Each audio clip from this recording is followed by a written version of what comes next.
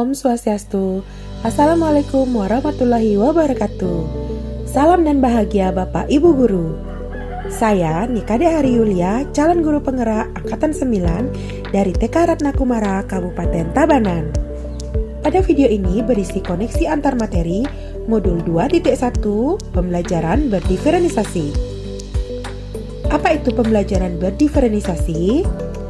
Pembelajaran berdiferensiasi merupakan usaha guru dalam menyesuaikan proses pembelajaran di kelas untuk memenuhi kebutuhan belajar individu murid.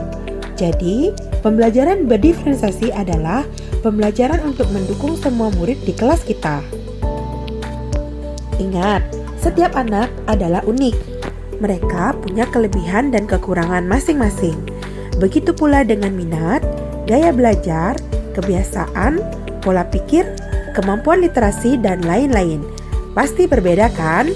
Nah, disinilah diperlukan usaha guru untuk dapat memenuhi kebutuhan belajar murid yang berbeda-beda, agar mereka merasa nyaman saat belajar di kelas dan tentunya tujuan pembelajaran dapat tercapai. Bagaimana cara untuk dapat melakukan pembelajaran berdiferensiasi di kelas? Agar dapat melakukan pembelajaran berdiferensiasi, maka guru harus memahami tujuan pembelajaran, mengetahui dan merespon kebutuhan belajar murid, menciptakan lingkungan belajar yang mengundang murid untuk belajar, melakukan manajemen kelas yang aktif, dan melakukan penilaian secara berkelanjutan.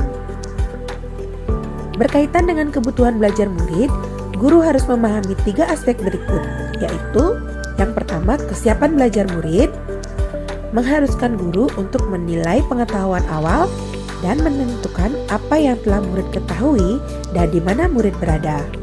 Kedua, minat murid. Minat setiap anak pasti berbeda-beda.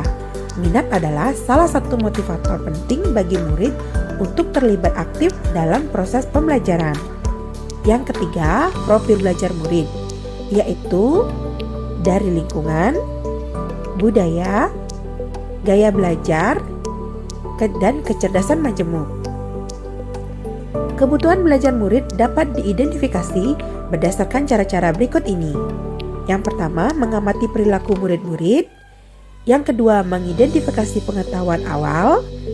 Yang ketiga, mereview dan melakukan refleksi terhadap praktik pengajaran. Keempat, berbicara dengan guru murid sebelumnya. Kelima, membaca rapot murid di kelas sebelumnya. Dan keenam, menggunakan berbagai penilaian formatif dan diagnostik. Strategi untuk mendiferensiasikan pembelajaran yaitu yang pertama, diferensiasi konten, kedua, diferensiasi proses, dan ketiga, diferensiasi produk. Guru dapat memilih salah satu atau kombinasi dari ketiganya.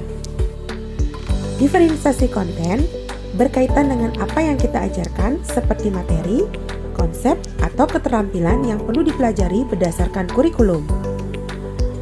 Di mana mendiferensiasikan konten bisa dilakukan dengan membedakan perorganisasian atau format penyampaian, bukan mengubah atau menurunkan standar kurikulum. Diferensiasi proses yaitu kegiatan yang memungkinkan murid berlatih dan memahami atau memaknai konten dengan cara membedakan proses yang harus dijalani oleh murid. Sedangkan diferensiasi produk yaitu bukti yang menunjukkan apa yang murid telah pahami dengan cara membedakan memodifikasi produk sebagai hasil belajar murid, hasil latihan, penerapan dan pengembangan apa saja yang telah dipelajari. Adakah keterkaitan antara modul pembelajaran berdiferensiasi dengan modul-modul yang lainnya?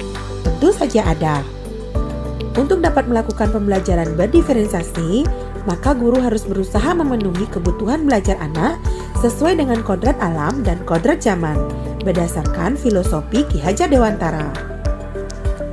Dalam melakukan pembelajaran berdiferensiasi, seorang guru penggerak harus berpihak pada murid, reflektif, mandiri, kolaboratif, dan inovatif untuk menciptakan pembelajaran-pembelajaran berdiferensiasi agar dapat memenuhi kebutuhan murid. Dengan demikian, seorang guru penggerak dapat mewujudkan kepemimpinan murid dengan menuntun murid merdeka belajar. Hal ini sesuai dengan nilai dan peran guru penggerak. Pembelajaran berdiferensiasi dapat menjadi salah satu strategi untuk mewujudkan visi guru penggerak yang berpihak pada murid. Dalam pelaksanaan pembelajaran berdiferensiasi antara guru dan murid harus ada kesepakatan kelas terlebih dahulu agar proses pembelajaran dapat berjalan dengan baik sesuai dengan nilai-nilai budaya positif. Demikian pemaparan koneksi antar materi modul 2.1. Semoga menginspirasi. Terima kasih. Salam dan bahagia. Om Santi Santi Santi Om. Wassalamualaikum warahmatullahi wabarakatuh.